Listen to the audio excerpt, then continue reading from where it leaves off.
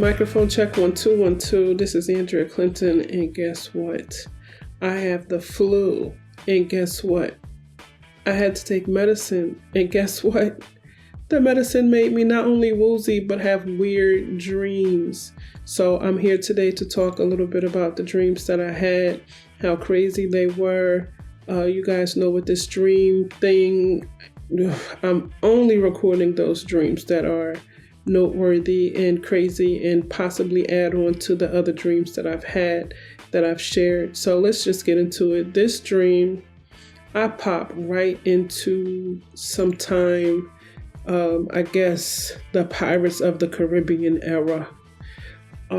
Definitely a time when pirates are running things and they're dressed just like it. I'm talking, they have the bandana tied around their head. Imagine someone taking a tie that they wear with their suit and tying it around the top of their forehead, that kind of thing going on. These people were, I cannot say that they were white or that they were people of color, because they had a beigeish type of thing going on. Think like light-skinned black, in between that and maybe Cuban or maybe Afro-Latina or Latino.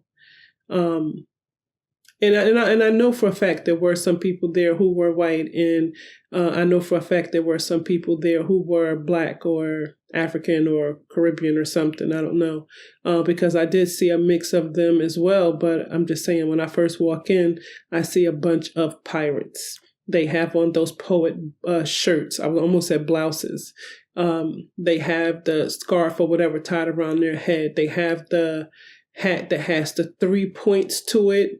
I think in some countries, the 2 points were in the front and the one in the back. And in some countries, the 1 point is in the front and 2 are in the back. I don't get it, but it is what it is. Some of them have it tilted. Some are smoking cigars. Some are drinking. Some are already sloppy drunk. Some are coming in to get drinks. I just land. And when I land, I'm seeing... there's, of course, some bartenders behind the back. There are women with their shirts half pulled off, like as if the men just get to tugging and pulling on them, just like we see in the movies and in the, the TV series that come out and where they show pirates. To the right, when you first walk in, there's the bar, right?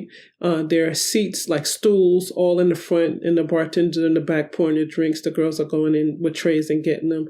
To your right, there are tables, and it looks really like the dingy side. These are the dirty pirates with the dirty beards and no teeth and whatever. And when you go further back, there's that first room. And then when you go further back, those are the ones that are dingy, dirty, but they got a little cool for them. Maybe they're not as dirty and stinky or whatever. But when you first walk in and you turn to your left, these are the gentlemen. These are probably the slave masters and the landowners and I don't know if you call them aristocrats or whatever, but these are those. And so when I first walk in, I'm like, oh boy, I already know that I'm in a space, right? I already know that I won't say that I know that I'm dreaming, but it's like, here we go. We've landed. And listen, these dreams are standalone, so you don't have to go run to the beginning. But if you do, there's certain things that I did explain. I don't mind explaining them again. In the other dreams, just like this one, I just land. I'm right there with the flow. It's almost like when you're jumping rope and you jump into the rope and you time it. And then when you come in, you just kind of like go with the flow until you figure things out. You jump in the rope once you realize, okay, that's when I'm going in. And you run in and you just start jumping, right? Same here. I just start walking in the door. I'm behind some people and there's some people coming in behind me. And so I, walk in, I kind of step to the side. I don't want to block the door. I don't want to give anybody a reason to say anything to me, because the first thing I see is a bunch of pirates. And I remember thinking to myself, like, all right, is it a pirate themed party or are these real pirates? And once I realized it's real pirates, because I'm checking out, the entire place is like a wooden, not so much a shack, but a shack. It's definitely wood. I peek outside. I see something of a boardwalk type of thing. I see sand. I see further out there's water. I see the beach blue sky. And I see clouds. So in my mind, like my mind is really working to tell me where I am and so that I can figure out my environment and what's going on. And again, I have been having these dreams for so long that my body and my mind work together to just be in self-preservation mode, even if it is wake your butt up. And so I'm looking around, and like I said, just that quick, I realized, okay, the really scruffy ones to my right, the not as scruffy ones to the far right, and to the left is the upper crust, right? The aristocrats. And so I don't know where I fit in. And it hadn't occurred to me, check out your wardrobe. So I just, like I said, step to the side and I start looking around. It's kind of a mix up of the West, right after slavery when everybody was going to the West because there was gold, and then they were trying to build these trains and all of that kind of thing. And remember how the saloons were? It's very similar to that, almost to a point when I woke up, I was about to start doing the math of, I guess, the pirates and how they made things look around that time versus the Wild West, because this is how close and similar, with the wooden cabin look, the counters, the seats, everything is made of wood. Like these people know, like this is our material of the day that we make things of. And so that's why I guess I was making a comparison. And so I'm seeing the can women. That was another thing that made me think like, okay, are we in are we in the West, the Wild West, or what? Because the girls, the women, all of them would dance and sing, and they would also be ladies of the evening, i.e. prostitutes, hoes, if you want to go that route. And so, and they were white, and they all had on powdered makeup, and they all had like the hair up with the curlies, like the little curls dripping from the side and in the back. And they had the white powder makeup on their face with the fake mold and, not mold with a D, but mole, like the cute little mole that you have on your face, or that people wish they have, or they take a pencil and make. They had that, and they had same kind of poets type blouse that would go down into like a skirt or a dress and it would fall off the shoulders, and they aren't drunk, but they keep a certain swag or something with them, I guess, to make themselves look lively. And so, like I said, some are coming down the stairs, some are going up, some are with men, some are serving drinks. I did notice none of them went in the room with the aristocrats. I guess they don't want they're probably there for business and gambling, or things that they can't let their wives and sons see them do, and daughters, so they don't want the little prostitutes or whatever over there, or they'll just probably catch them in the back rooms or something. I don't know. It's just my brain overthinking. But they were on that side. I didn't even see them go in and serve the drinks, honestly. But I did see them in the rooms to my right. So I don't know, in this dream, what am I? Am I a girl? How am I dressed? What do I do? Am I like in some of those movies where the girl is dressed like a man, for survival purposes? She doesn't want to be raped or gang raped or, treated, because she's a woman, saw as weak. I didn't know. So I looked down at my clothes, and I'm telling you, it was a blur, but I swear I saw boots. I don't know if I was making myself see the boots or whatever, but everything was a real serious blur.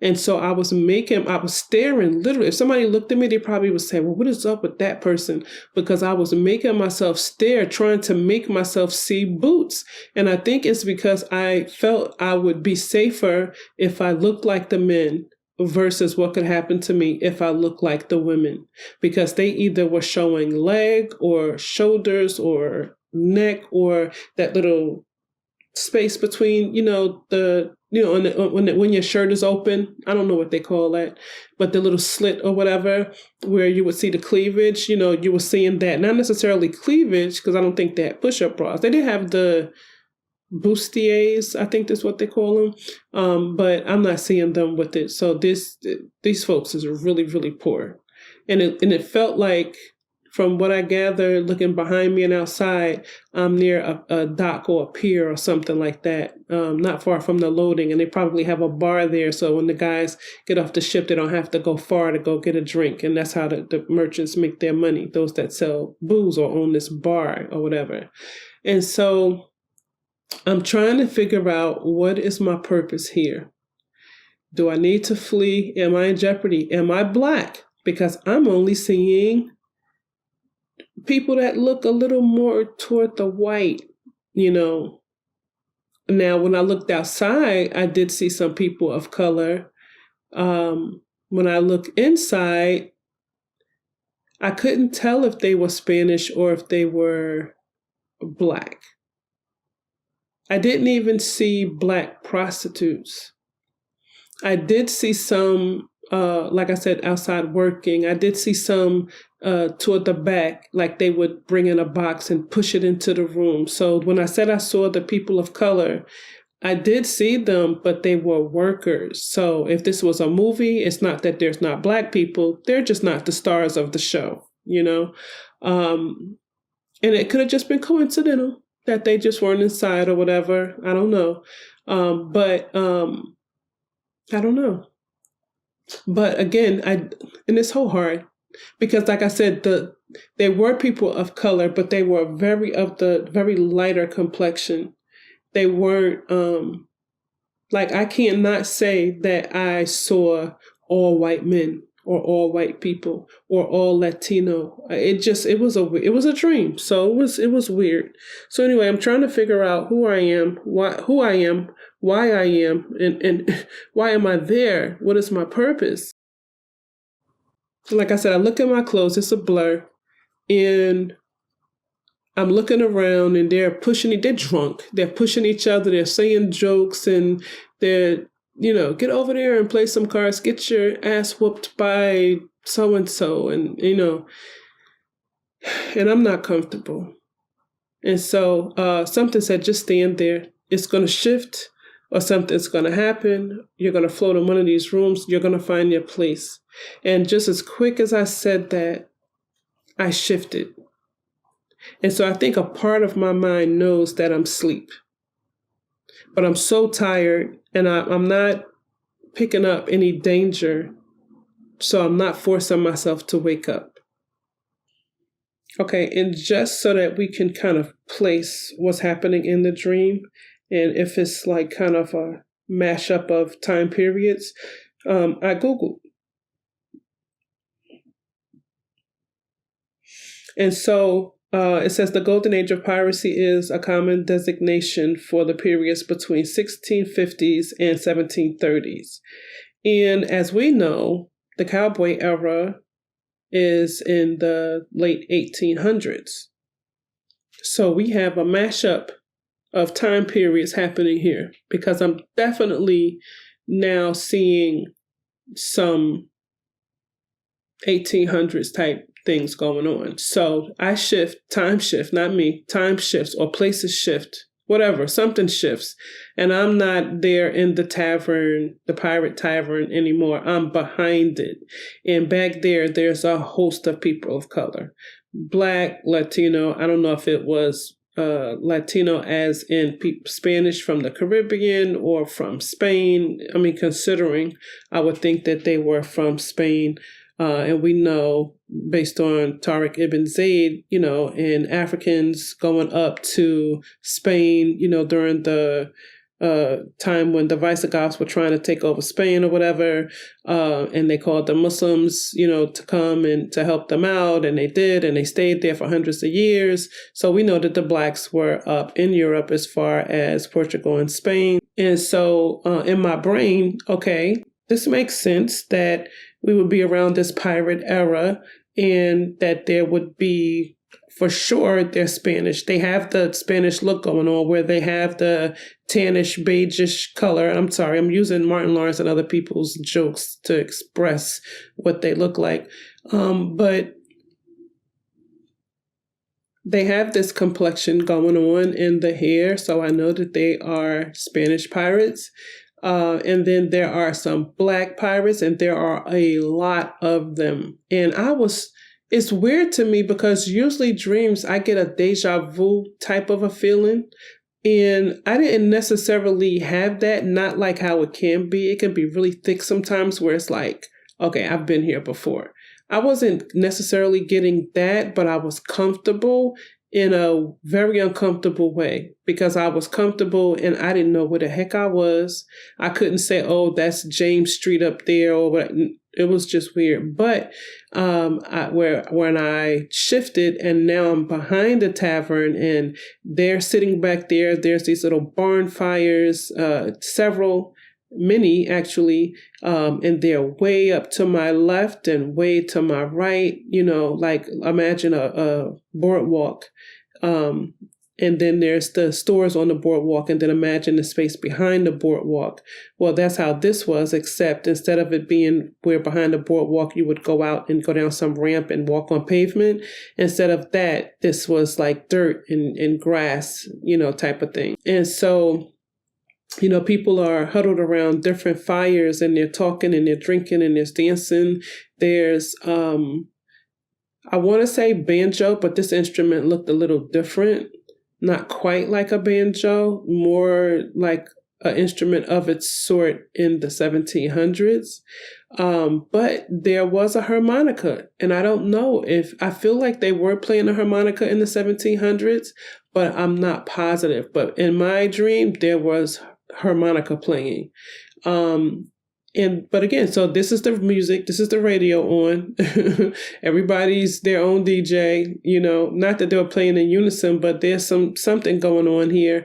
And there were people standing around and they're drinking and they either didn't want to go inside, they wanted to chill out, or they couldn't. But either way, this was the real party where things were going on in a really merry type of way, not like you're wondering if something's going to pop off, or jump off, but it was just chilling, and so I kept feeling something. Imagine, well, not only did I pop up in the back, but as if I walked really fast through the back door.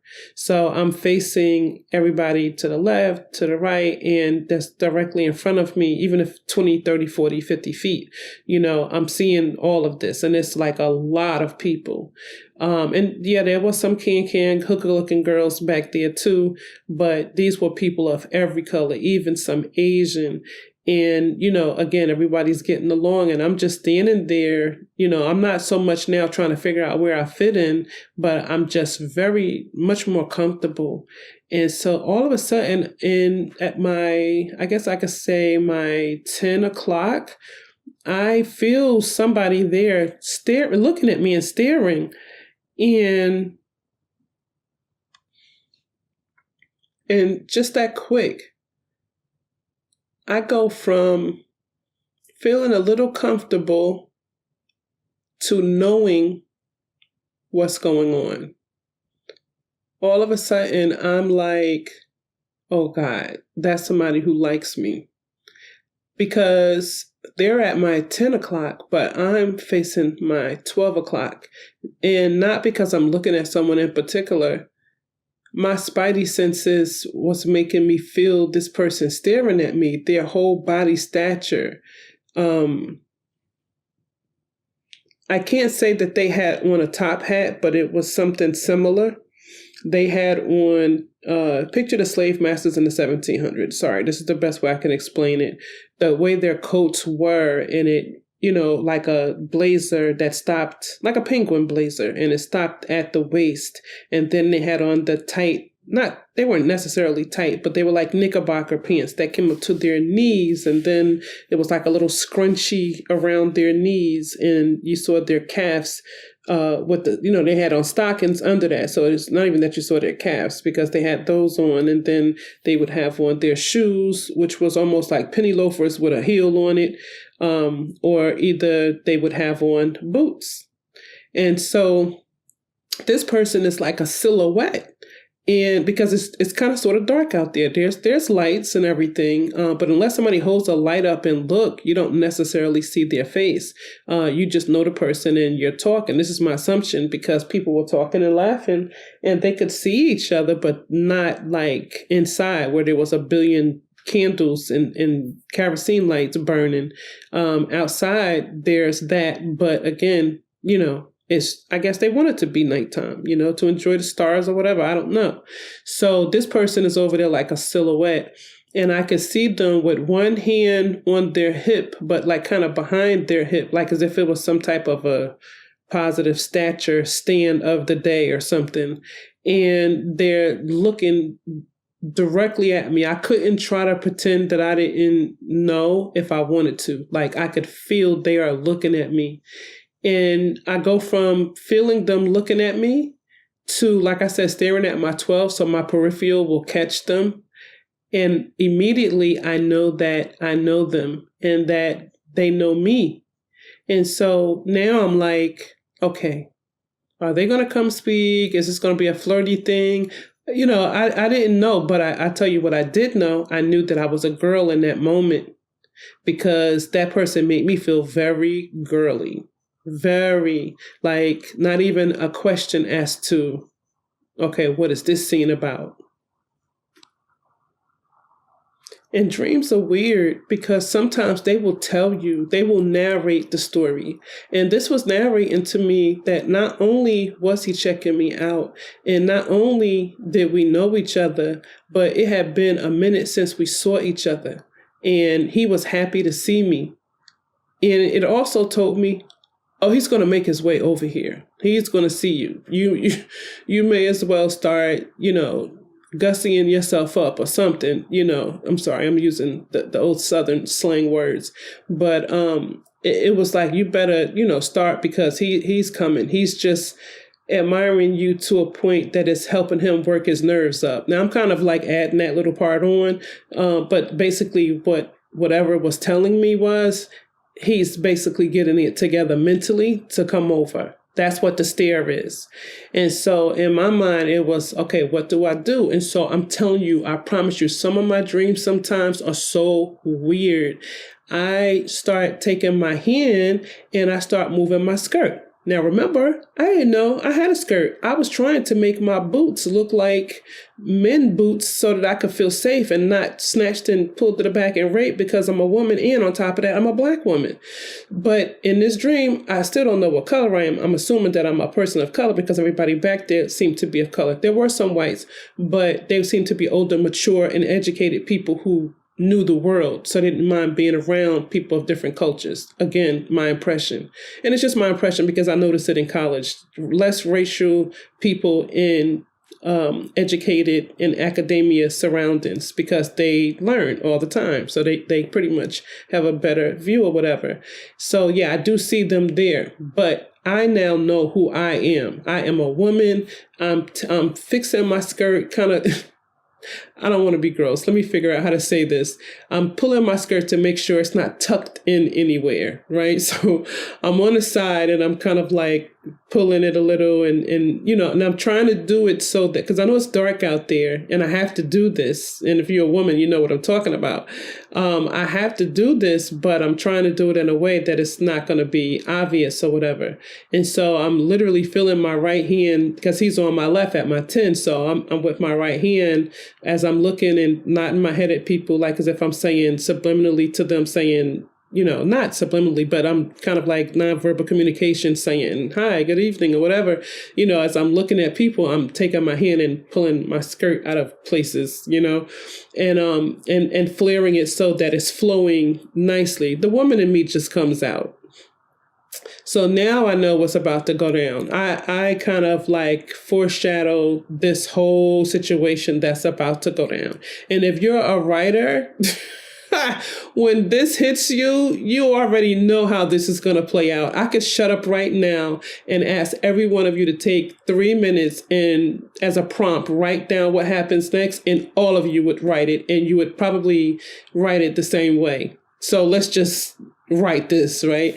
All right. So as I'm fluffing my skirt or tugging at it a little bit or whatever, and nodding to people, all of a sudden, before I can say to myself, okay, but when is he going to come? Or when is he? And then I'm saying, well, don't worry about it. Use this time to make sure you're good, because you just didn't know how you were dressed or what you looked like.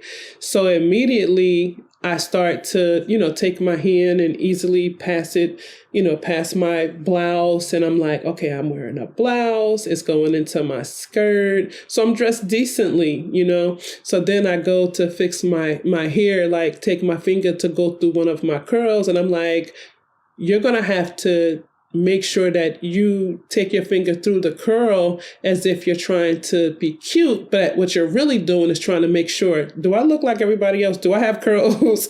Or do I have a fro? Do I have locks? Do I have braids? What's happening here? Because it's weird. I'm literally in bed, sleep, right? So I don't know I know how I went to bed. I went to bed with my hair in 2 cornrows. I had just dyed my hair, blow dried it, straightened it, put it in 2 cornrows. But I don't know how I am in my dream. And in my dream, I don't even remember that I did all of that. So I'm trying to check me out. And so I take my finger like as if I'm getting ready to swirl a curl. And I don't know if I made a curl there or not, because when I first did it, I felt a little of what felt like a braid, because it was sort of kind of like thick. It wasn't like a curl, but I think I made it because it was like, wait, what? And so I twirled my finger and it was a curl. So then I said, you're going to have to control the situation. So what I did was I made myself have, it was a black girl hairdo moment. I made myself have the curls to the front with the 2 cornrows pushed to the back. Like imagine girls, white girls will even know this too. White girls, Asian girls, Spanish girls, this is across the board. Imagine you're in the front, you took the rods and you curled your hair so you have really tight dangling curls that in the morning you're going to take and separate them so that they're dangling over your forehead, right? I did those curls. And on the sides, my hair is pushed up into 2 cornrows or 2 French braids, and then in the back, and those braids are going to be in the side, going from the front of my head, going over my ear and all the way to the back.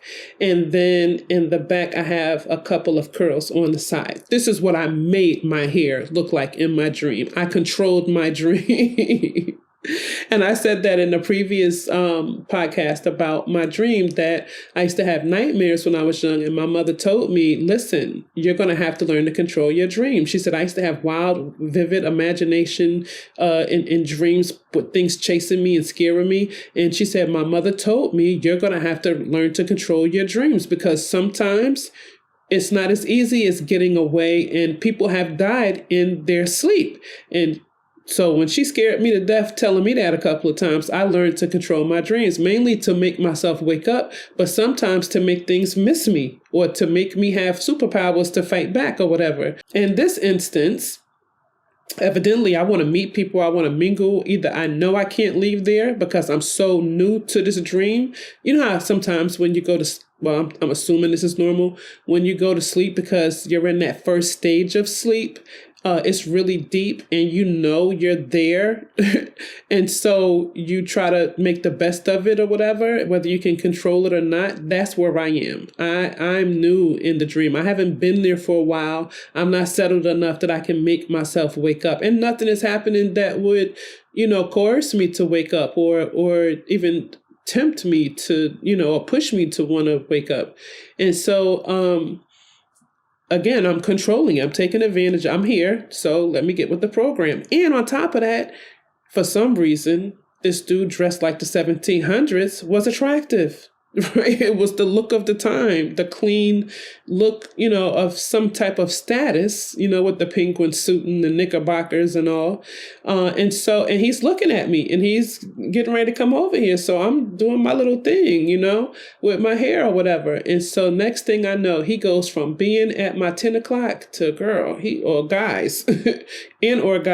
He was about maybe 5 steps from me, 5 or 6 feet. And so, and before that, he was probably a good 20, 30, if not more. And so now he's really close and he's like, hey, and I don't know what my name was in the dream, so let's make up one. Let's say my name was Lisa, right? I don't know. Let's say Rose. My name was Rose because we're going to try to go in that time period. Okay, guys, I'm trying to do my best. This flu is starting to try to kick my butt. I think it's time for my meds, but here we go. Okay, so, and we're going to say that his name was Alfred because that's a guy I used to go with when I was younger, and his personality turns out to be much like Alfred. So we're going to name him Alfred. So anyway, he comes over and he's like, hey, and again, use the language of the time. I'm just using my language to get the story out. And so he says, Rose, good to see you here. I thought I'd run into you. And I'm like, okay, so I'm from this town. This is all new to me. I'm just visiting. I just dropped in from outer space. And so I'm like, hey, Alfred, how are you? And he's like, great, good to see you. And we really must know each other because it's not like, oh, you remember my name or.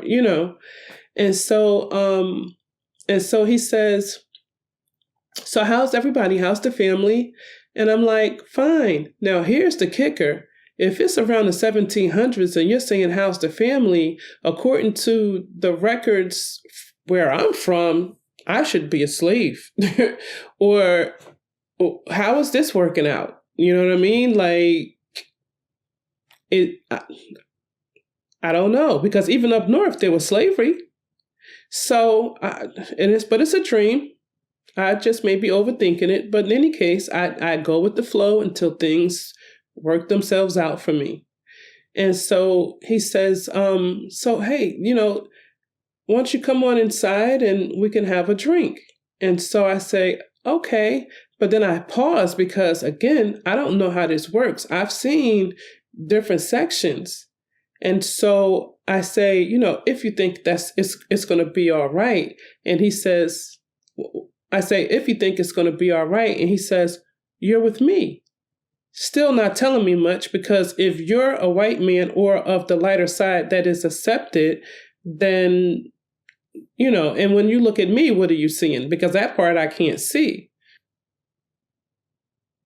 So anyway, I follow him in and he's like, oh, don't worry about it. My family, we have this whole section. So we go in the back and sure enough, I'm skipping something. Before he says that, we standing there and we're chit-chatting or whatever, and people, are looking.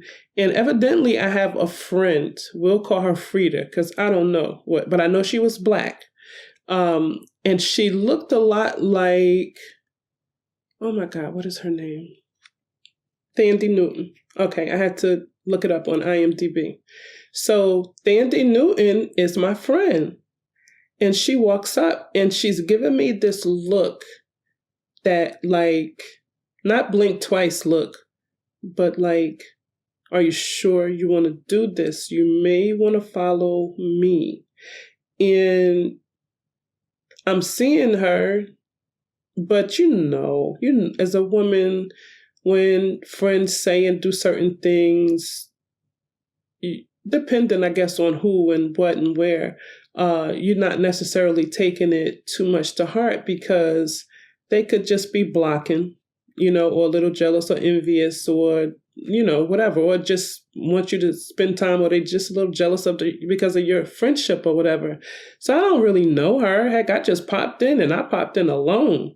So but in my dream, I'm not taking it like that. I'm taking it like I know where she's going, but I'm not biting. I'm going to talk to him, and she's like, hey, you want to come over here? I saw so-and-so, let's say Brian. I saw Brian up over there and I saw Sue or what, and I'm like, oh, I'll catch up with them later.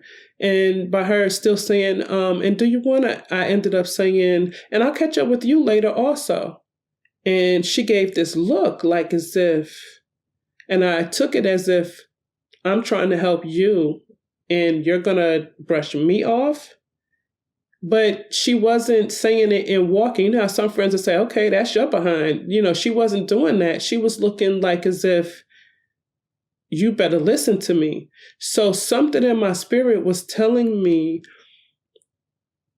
that I'm important, she's important, and evidently I'm taking my mind off of something that's important. And because otherwise, it's something that read to me that is along those lines, because if it would have been a real friendship thing, she would have been insulted and just would have kept walking and let whatever's going to happen to me happen. But she gave me a look like as if you better stick to the script or stick to, something to that effect. And so, and I could tell it was more than just a friend thing. So somewhere in my mind, because this is the first, again, in my dreams, a lot of weird stuff happens. And in my dreams, I've been in danger. I've been in chase. I'm always running. I'm always being dropped in between different dimensions or time. I don't know how that crap works, but that stuff happens. So when weird things start to happen, my mind immediately starts to pay attention. If I was a time traveler, I would say I had a device, one in my head and one that I could probably hold in my hand, that I could immediately plug in whatever's happening, and it could tell me, what's going down or whatever. It's that type of thing. And so what I was getting from her was that, oh, you're not here by happenstance. You're here on a mission, or you're here for a reason. And right now you're about to go left. But even though he's in front of me, maybe not so much in front of me, he's now at my 9 o'clock and she's at my 12 because she inserted herself as I was turning to walk back inside following him.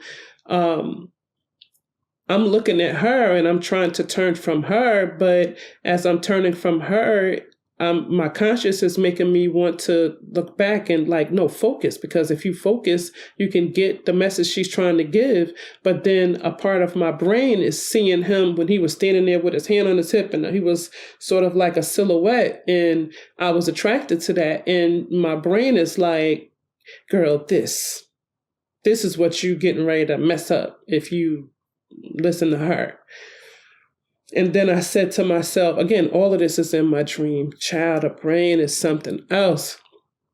So immediately in my brain, it is, you've looked at stature before, you've made, and this is my brain talking to me in the dream, but from real life experiences. You've looked at stature before, you've made decisions, bent rules, and done things you weren't supposed to based on stature, male stature, and it's gotten you behind in trouble. This time, you better move that to the side and not read the room, but read what's happening. Like, she's still staring at me when my brain is trying to think really fast. And I know he's waiting, so eventually he's going to say, are you coming or whatever? And so just that quick, I thought to myself and I said, don't go. But then something said, girl, go. What's the worst case scenario? You just leave. You just jet up out of there. Or you just, if it's something that you're not supposed to do, that's bad, or you don't want to do or whatever. So I chose to do what I wanted versus read what she was giving me. And she was giving it full force with her eyes. And I'm still tall, so I'm looking down at her. I can imagine she's about 5'4" or something like that, 5'5" maybe. And I'm like 5'11" and some change. So I'm looking down at her and she's trying to do things while she's talking to me, to play it off. So anyway, I decide I'm going with him and I'm like, I'll come back out. And then she's still looking at me and I'm following him and he's got his hand out and not so much his hand out to hold my hand, but because he's being so respectful that it makes me feel like either I'm not Black or in this universe, there's no racism and all of that kind of thing. Or because we know that they did take Black women as wives and had families on the side from their white wives and families. We've seen TV series about it. We've read books about that. So there's that, or I don't know. But so far, I'm not catching racism, even though I'm the main one talking about race. I'm not catching that there, right? So anyway, I follow him and we're starting to go in and I'm noticing that we're walking a really long time. And although the place doesn't look that big, the more I'm following him and he's talking to me, I'm noticing I'm getting sidetracked by the people that I'm seeing. and they're sitting to the side, and where he's taking me, I'm seeing women, and they're mixed with men, and nobody's doing anything like Sodom and Gomorrah type stuff, or what Moses caught people doing in the caves when he broke the 10 Commandments. It's not that type of a party. At least that's not what I'm seeing. But I'm noticing something in the tension, the outside free, mixing of people, no matter what color, still drinking, still seeing some smoke or whatever, I guess from people smoking the peace pipe or just smoking cigars or whatever, still seeing that kind of thing inside. But the smoking in the room, the hue in the room was yellow, and it was sometimes going from like a yellowish to like a sky bluish. Not even just a regular blue hue, but sky bluish, with all the cigar smoke, with the drinks passing, with the people walking with the trays of food and drinks, with the aristocrats playing cards, and the part that I said I wasn't sure of if there was women or whatever. Oh, they're there. And but they're respectful, and they're just like me, blouse and skirt. There's no cleavage, there's no skin, showing like the can girls. But they're there. And I don't know if they just, trying to impress themselves by having the girls, dressed or what. I don't know.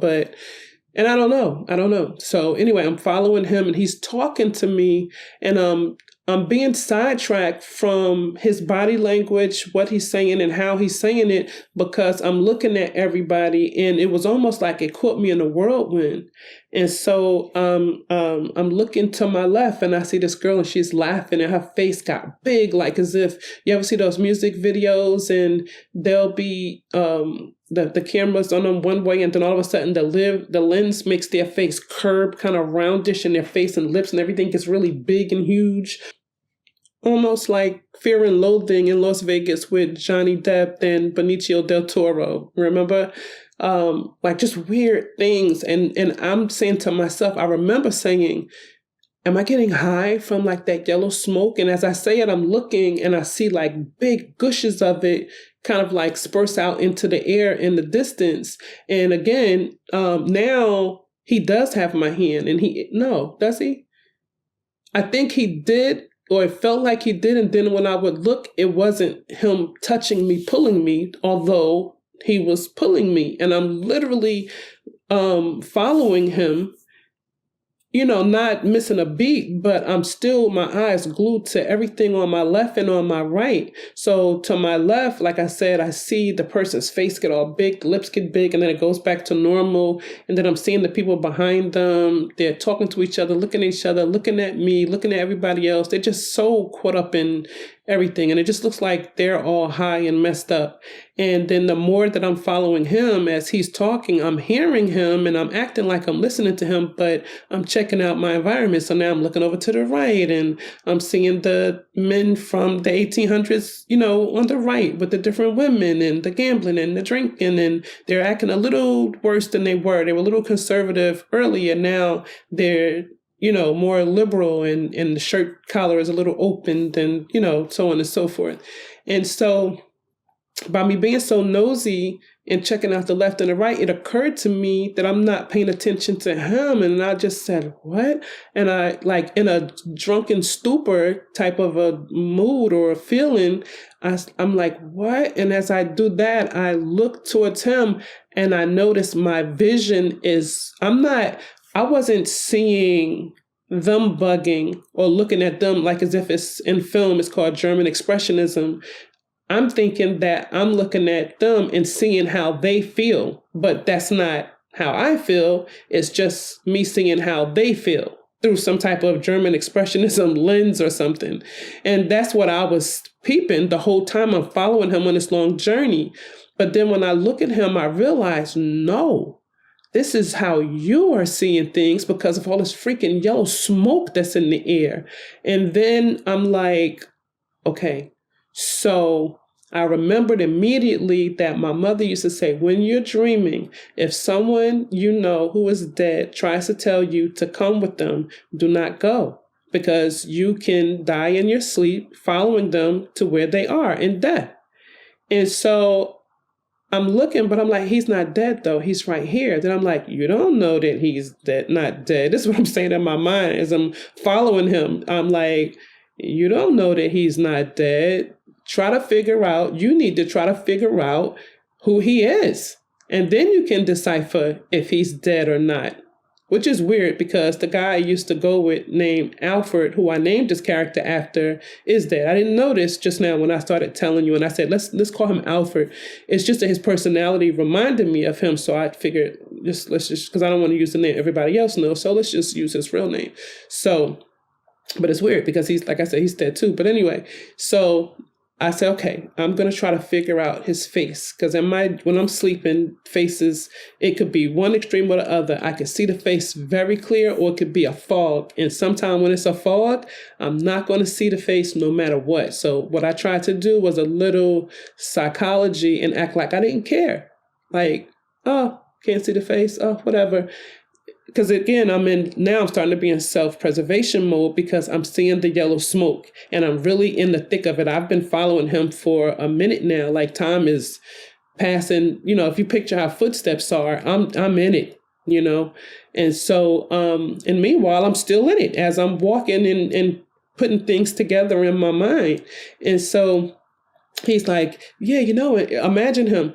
And so, and right after you left, we ended up going to high school. And then when we went to high school, we ended up graduating. And then, we imagine that kind of thing, like just constantly talking to me so that I'm focused on listening to him and I'm not paying attention that he's taking me in deeper. And that part I did get. And so that's when I said, you better freaking hurry up and make out his face so you can figure out if he's dead, because at least if he's not dead, you can still go knowing he's just taking you someplace to see whatever.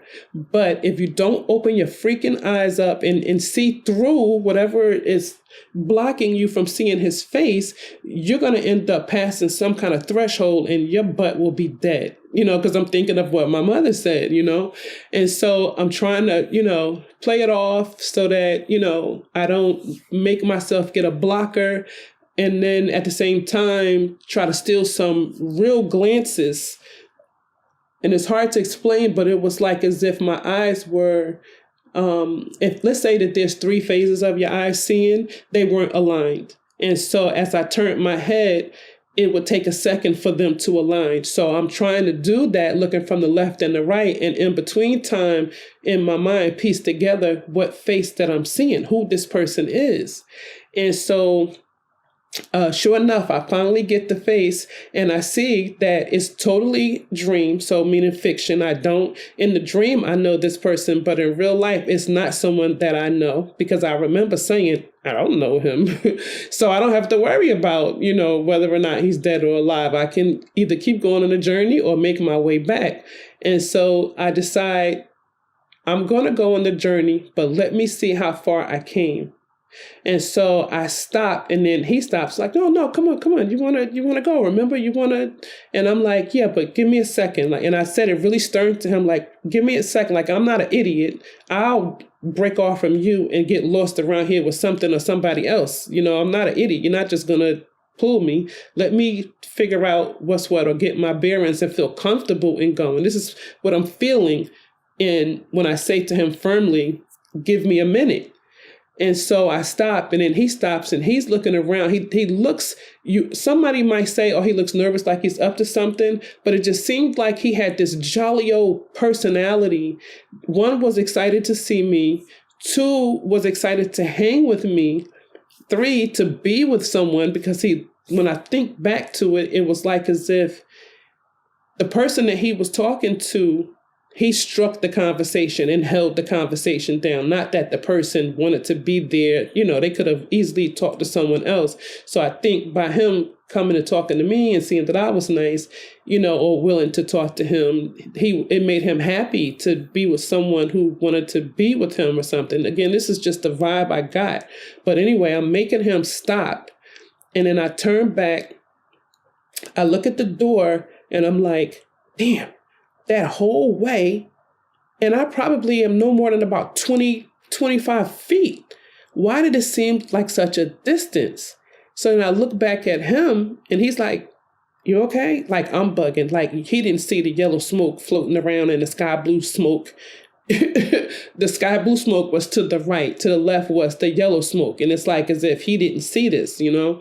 And so I said, no, I'm fine. And I wanted to say, did you see it? But at the same time, I didn't want to seem like a buzzkill or like a little party pooper or whatever, you know? And then also, I just didn't know how things could go or why I was there. So I didn't want to say anything to throw anything off. And now he's starting to act normal, even, I guess, because I made things stop. And so even though the smoke is still going, I'm not, you know, when you move your head, it's kind of like boppy, boppy, you know, as you're walking, as if somebody's pulling you or whatever. But again, every time I felt him pulling me, but every time I looked, he was not touching me. But it was like he was still pulling my spirit or something forward. And so when I see that I'm not that far from the door, I'm like, okay, you're probably just bugging. Just go ahead and follow him. Or since you're right there, you're not far from the door, go back. So I get a picture of Thandie Newton. Remember from Norbit? She played in Eddie Murphy's Norbit. That's the character that I told you that I saw when that was warning me, like giving me this look like, what you doing? You know, and while I'm standing there with him and I look back at the door, I'm seeing Thandie's face. And I'm seeing her look like, the hell are you doing? And so then I said, you know what? Go out. You can always come back in.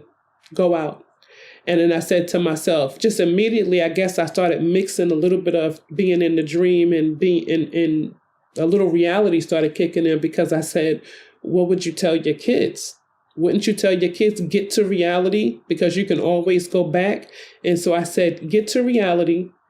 And if you find that you're bugging, it's nothing, you can always come back. But you're not that high off of this yellow blue smoke that's got you bugging. So get the hell out of here. And if it's nothing, you can always come back. And so he must have seen in my face, that's where I was. So he gives the guilt trip. Oh, please don't leave. I enjoy, you know, the little time that we've spent. It's almost like we've spent a lifetime. And I look back at the door and I said, you realize that I said, I feel like you feel like it's been a long walk. Like we've been walking at least 10, 15 minutes. But you see the door is right there, right? That's been a really short distance with that long story that you just told me. And he said, yeah, he said, it's like that sometimes, though. The journey seems long, but the walk is very short. He said, that's just life. But you know that already. And so I'm thinking I'm supposed to take that. So somewhere in my brain, I took it and I tucked it. Like, I feel like I'm going to need this later, whether it's when I'm asleep in the dream somewhere or whatever. And so I said, yeah, I think I'm going to go back out. You know, because I did have something to do. I could see it in Thandie's eye that I had something to do. I don't know what the child name is. I'm just going to go with Thandie. But I said I could see in her eyes that I had something that I had to do. And so I'm just going to go back out. I don't want to mess anybody up or anything. So let me check that out. And if everything is fine, then I'll come back. And then he said, you're not going to come back. I said, I am. I promise you, I am. And so he said, no, you're not. If you go back outside, you're going to leave me and you're not going to come back. And I'm going to be here and I'm going to be, you know, alone. I'm going to miss you. And I was like, how are you going to miss me? You went how long without seeing me? I was like, we just saw each other outside and we haven't seen each other in who knows how long. How are you going to miss me? And he said, if I were you, I wouldn't go back out there. And I'm like, okay. Who do you trust, her or him? Now, mind you, I just popped in at the front door alone. So I don't know her and I don't know him. But she just gave me a look. She didn't try to force me to go with her or try to talk me into it. She just looked at me like, girl, really? And he is giving me word game. You know, he's trying to win me over with staying. And I know how Satan works. Satan whispers. A lot of times we forget, but he's probably one of the best whisperers.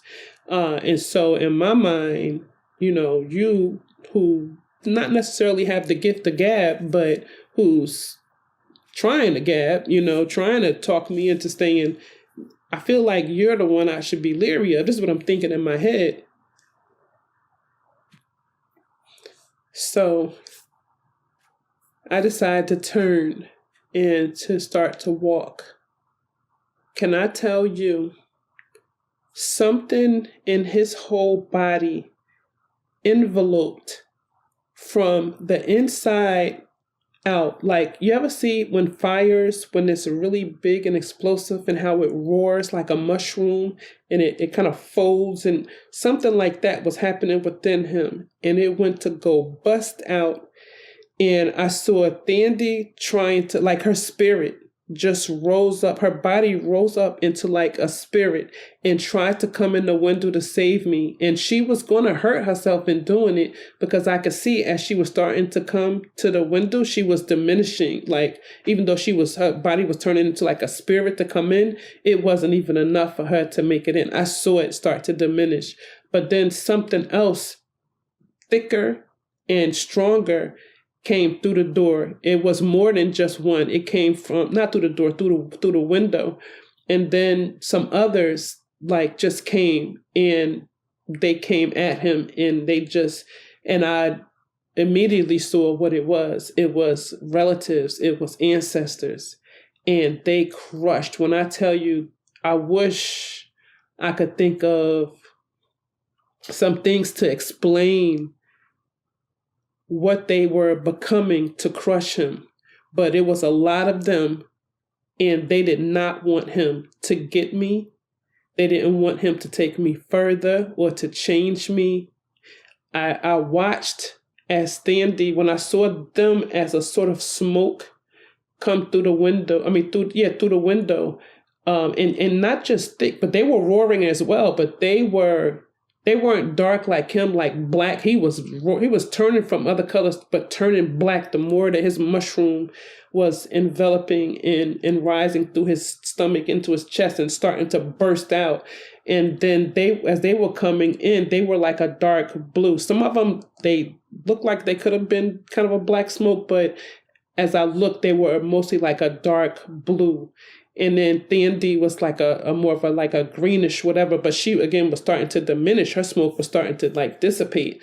But then because they came in, I noticed her spirit kind of backed up. And as it backed up, she started to go from smoke to forming into whatever physical she was.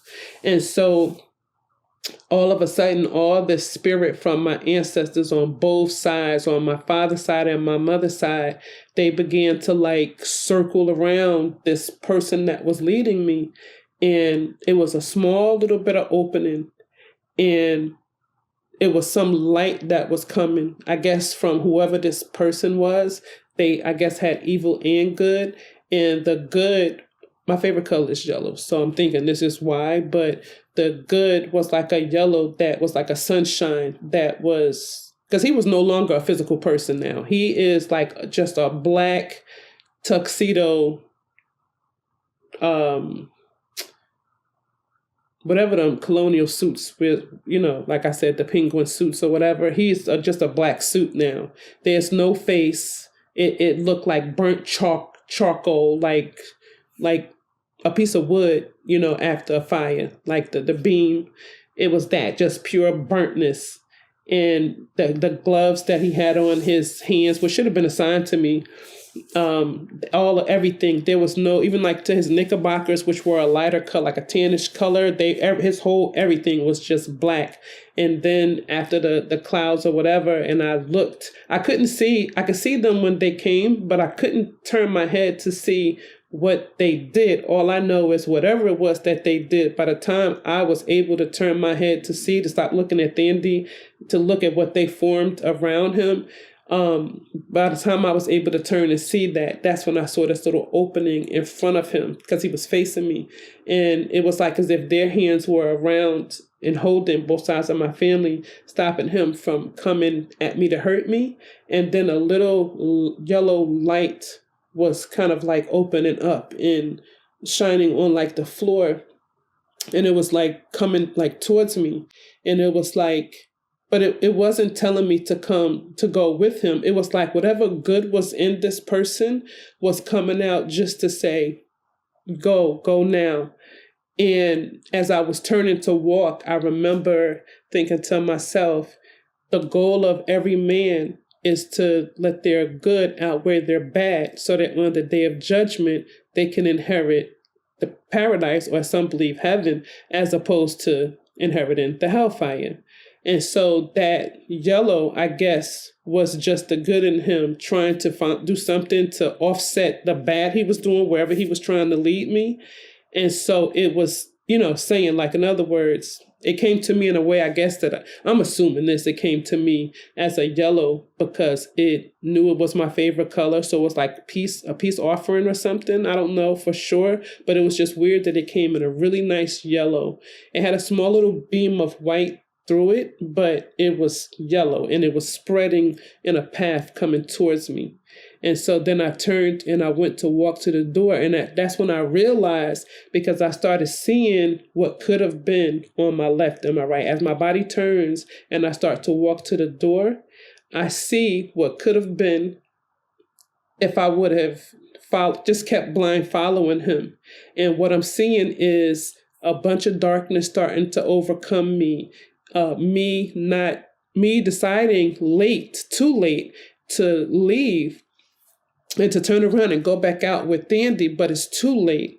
And I end up lost in there trying to find my way, running and sitting with people, and they are, here, join me with this, and then I'll help you out, and join me, that kind of thing would have happened. And then no one would have ever helped me, but they would have been like misery who loves company, and they would have just kept on until finally I was imprisoned like them and stuck there in a hell where I could have never left out, could have never found my way. And I'm seeing all of this because they're like floating like mirages on my left and my right, like on like my waist level up a little higher, my head level and up a little higher. I'm seeing just different scenarios of me constantly trying to get out and leave and can't, because of these other forces.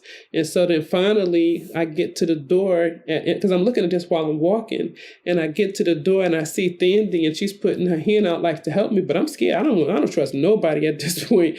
I don't want to touch nobody's hand. I don't just move, But the door opens and I start to walk out and I get scared. And something said, just don't even look back, just go. You don't even know what this was about. Something in it was about something. You could work it out, think about it later, just go.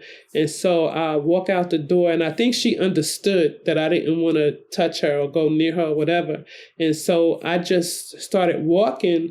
And I walked past the people who were sitting back there, because in my mind, y'all still in a form of a hell, even though that didn't seem like hell, it was a darkness.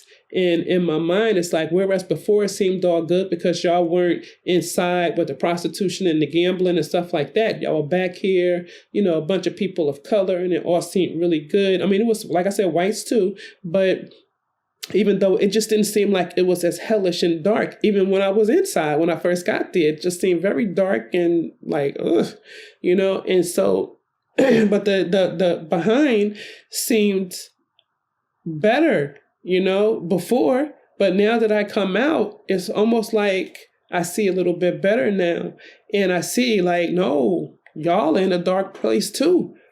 You know what I mean? Like, I'm looking at them as I'm walking. I'm like, y'all not in the place to be.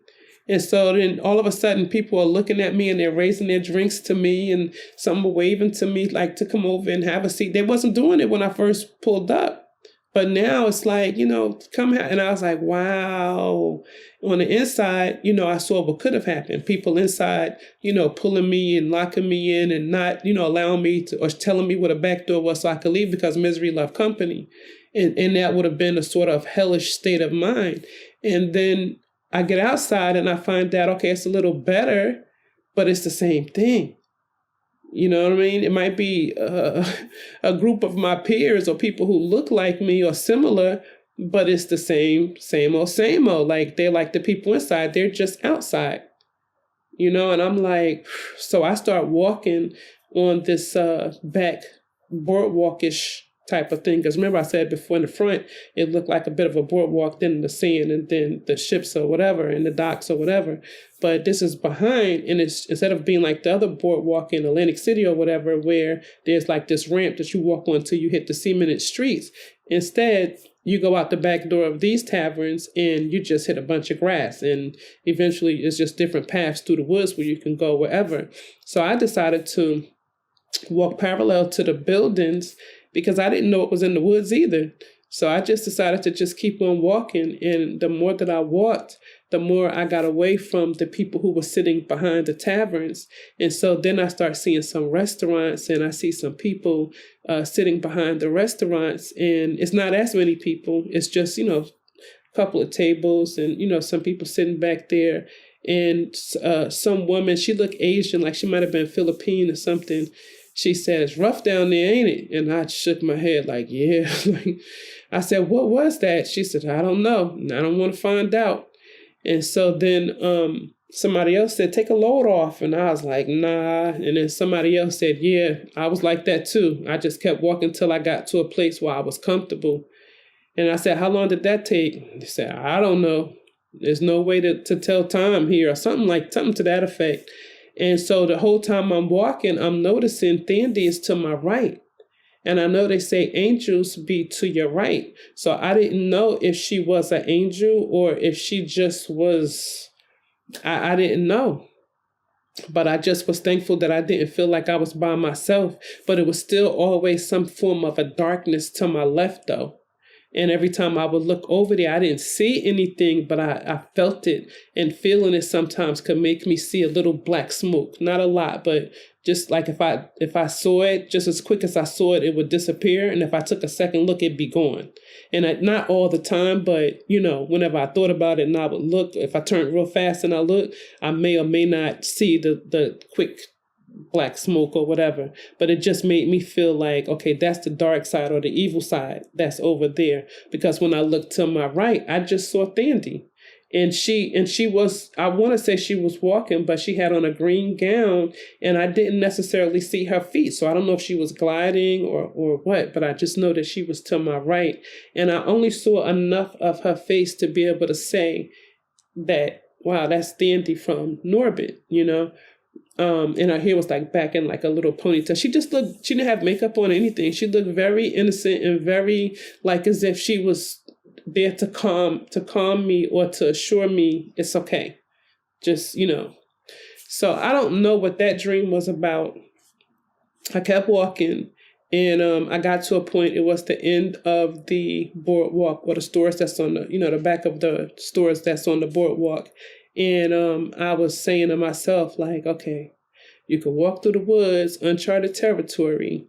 And I don't know if you guys were in college or high school and you read Young Goodman Brown, but I read it. I'm not quick to walk through no darn woods, especially when I start to realize that I'm in one of them weirdo dreams, especially when I was just saved by, be it a God or be it my ancestors or whatever. It was still a mercy from the Creator. And I'm like, I'm not going to jump from the hot pot into the frying pan. So I'm not going into the woods.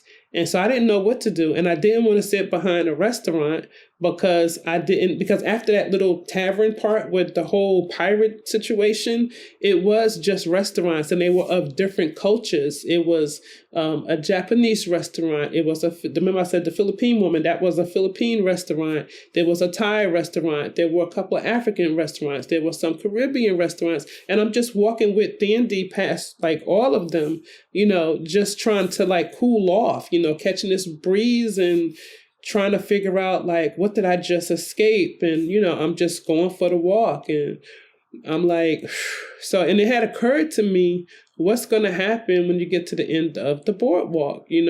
Like, can you come back and choose which store you're going to sit behind like some of these people? Because every store had people behind it. There was never a store that was just empty. There was always a couple of people, even if it was just a handful, or if it was another, not big, but medium-sized group But there was always somebody sitting behind, and then there was always some inside. And inside, most of them, it was either clear or it was like a white kind of smoke, or it just looked a little, some stores looked grainy, like film grain. Some of them looked like a mirage type of and some, like I said, were just clear. They looked regular, like not a problem. But after that experience, I just didn't want to go inside any of them. I just didn't trust them, and I always suspect that, like the jaw, he will say, oh, this is heaven. And then on the other side, this is hell. And the one that he says is heaven is actually hell. And the one he says hell actually heaven. I didn't want to take a chance. So I just kept walking. And now I'm at a point where I have to decide, what am I going to do? Am I going to stop, or am I going to go walk through the woods? If I do stop, how long am I going to stay there? Where I am, do I get hungry? Do I, need to use the bathroom like other people? Do I, what happens here? And I didn't get any of those answers. And I just started slowing down my pace. And, I started praying and saying, God, please lead my feet. Please, help me, because I'm too scared to go into the woods. And I feel like if I set up shop behind one of these stores, I'm bound to it. I don't know what to expect from it, or the other neighboring stores, because they were all of these buildings were touching each other. It was like a long row. You know how it is on a boardwalk. And so I just didn't know what to do. And so I ended up stopping, and between the last building and the woods, it was probably about a good 200, 300, 400 feet, maybe longer. I'm not good with, distance like that, but I just stopped and I sat somewhere in between, and I said, I just kept praying, and I said, you know what, I'm gonna end up doing like some other people I know, where you just sit and meditate and just wait for God to, the creator of heaven and earth, to just tell you which way to go and what to do, because I'm not going to use my own brain. That's how I got in this crap in the first place. I could have, granted, something did shift me when I first walked in from inside the tavern to behind the tavern, but I could have just stayed there. I could have said, sorry, sir, I don't know you. Or I could have, when I saw him walking, I could have tried to move away so that I could observe more. I just didn't trust my brain. I didn't trust anything around me, and I didn't trust my line of thinking. And so I just pretty much turned myself over to the creator, and I just sat there and I meditated. And not no strong meditation where you, or, with your fingers up and, thinking about being in outer space. Sometimes that's how I meditate. I think about being in outer space. But I wasn't doing any of that. I just sat down and I just didn't think of anything. I didn't allow my brain to think of anything that made sense. I just sat until I felt like the creator would speak to me and tell me what to do, or remove me from there and zap me someplace else, like what happens in my dreams. So that's what I did. And I don't even know what happened after that. I just know I had, I guess, another dream, because I don't remember how that one ended. I just remembered being in the midst of another dream and then waking up with my throat extremely dry, because again, like I said, I have the flu. And so, And so I don't know if that dream was in part because I have the flu, or because I have the flu and was taking medicine, or if I would have had that dream anyway.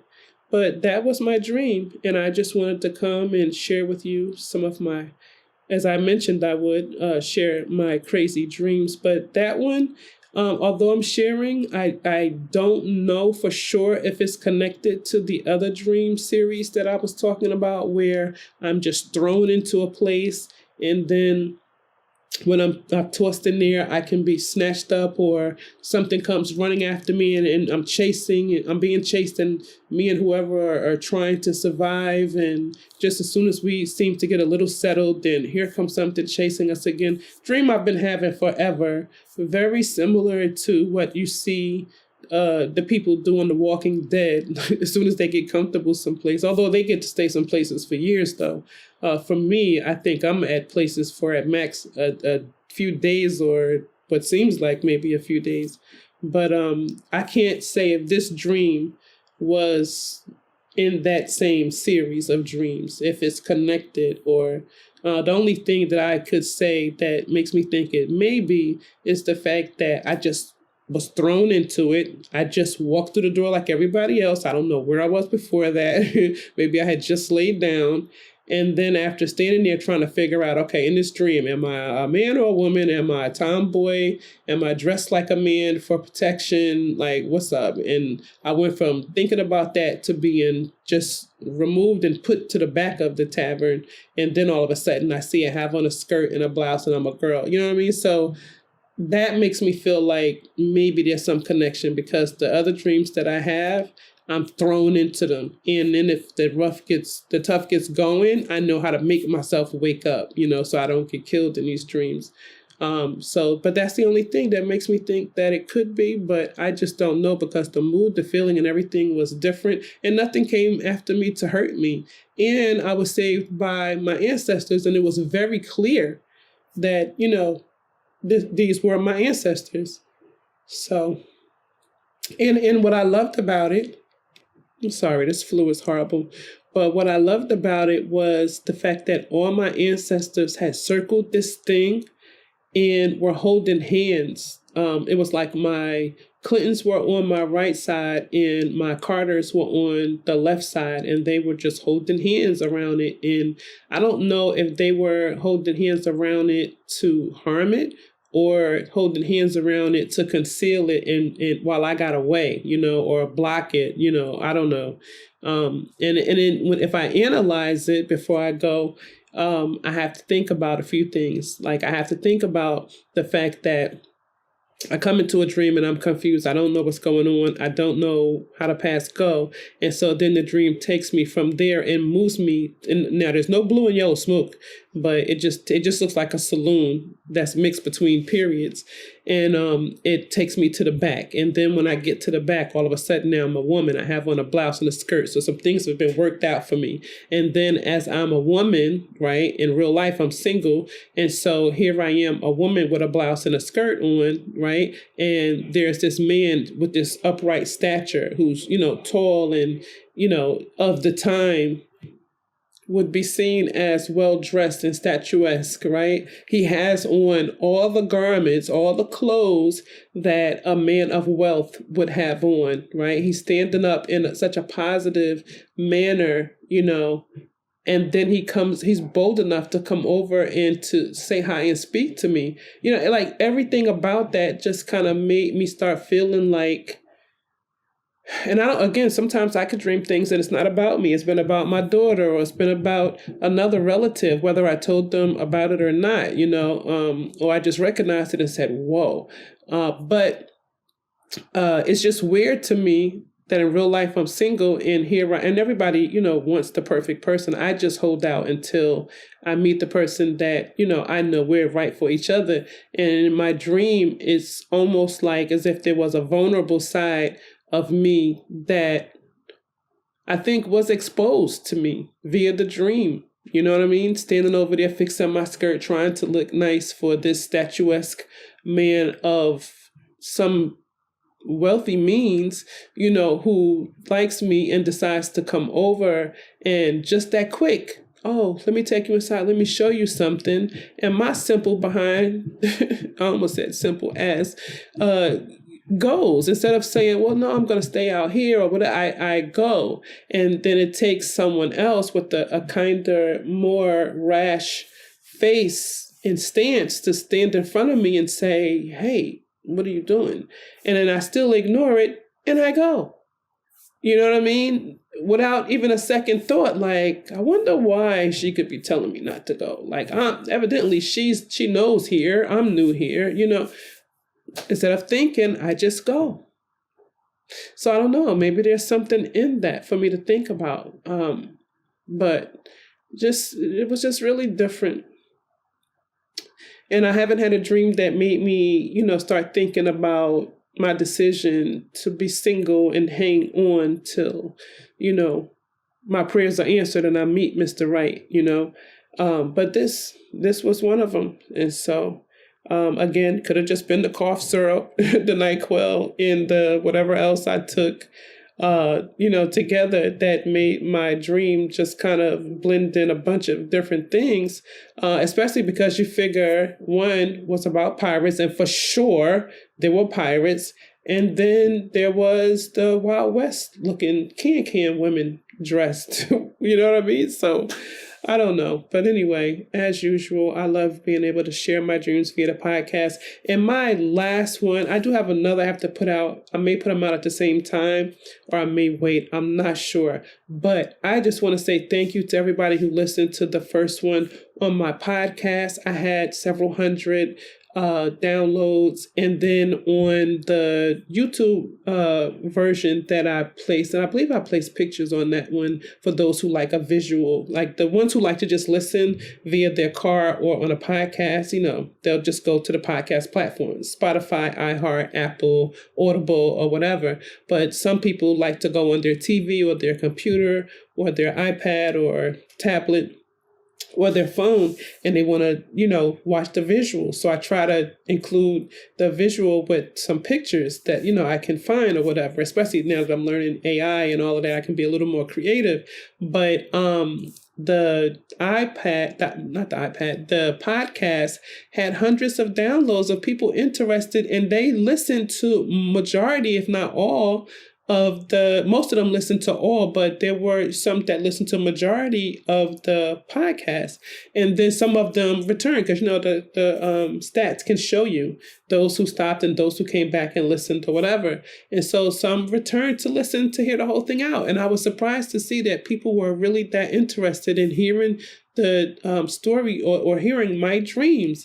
And then when I put it on the video on YouTube, I think I might have gotten about 500 or close to 500 views. It just really touched me. And I said, okay, wow, they're inspiring me to tell my dreams because, again, sometimes I don't know what these dreams mean, but sometimes they seem so impactful, like so powerful, like what, why, how come, And so to be able to share them, it makes me feel great. And I've even met some friends. Some people said something to me in the comments or they DM'd me, and either they told me they have dreams as well, or they said they love listening to the dreams. But some people, believe it or not, told me they don't dream at all. So they love listening to the dreams because they said, wow, like I wish I could dream like you. And some people said I dream, but I don't dream as vivid as yours. I wish that I did because I'm trying to sort them out. And then some people did say that they interpret dreams. And I don't think that I think one or two did try to tell me what they thought the interpretation was, and I would have to go back and listen or read it or whatever. But most of them just seemed to really appreciate listening to the dream. And it touched me so much because I said, wow, I don't feel so alone, because for years I've wondered, like, whoa, what was that dream about? And sometimes it made sense and sometimes it didn't. Now, this dream didn't make sense, but it ends with me just sitting and just not doing anything, just waiting to either, I guess, wake up or, see what's the direction to go in, and instead of going into the woods, and so I just kind of sit and I wait. And so for me, that was closure enough. Once I woke up and I thought about the dream that I had was right before I woke up, was not that long. And I did remember a few little bits about it, but I remembered this dream because right after I skipped from that dream to the next one, which was very brief, when I woke up, I remembered this dream more and the details more because everything stood out like a sore thumb versus the shorter one that was, and I think that might have just been a vehicle to get me to wake up or something. I don't know. But anyway, thank you so much for listening to my dreams. I will figure out whether I'm going to put this episode out. Seems like it would make sense if I put it out now while I'm still sick. So if I get more dreams, I can make it Flu Chronicles or something, NyQuil Chronicles. I don't know. We'll figure it out. But again, thank you so much for listening. And please subscribe It really does help me to be able to tell more stories. I never thought my dreams would be part of my storytelling, but I appreciate everything and I appreciate you listening. So subscribe so that you can be notified when I put out more episodes and when I put out some of my other projects. And thank you again so much for listening. This is Andrea with my dreams, and I'm just saying.